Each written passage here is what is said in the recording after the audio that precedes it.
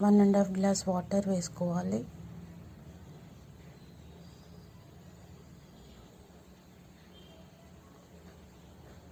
Water వేసేసాక తగినంత ఉప్పు వేసుకోవాలి.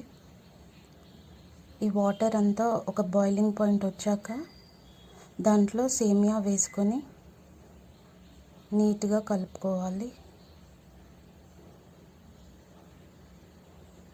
ఫ్లేమ్ని మీడియం సైజ్ పెట్టుకోవాలి.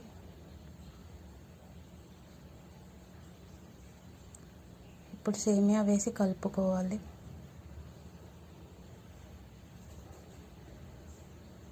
సేమియా కుక్ అయ్యే వరకు స్టిర్ చేస్తూ ఉండాలి.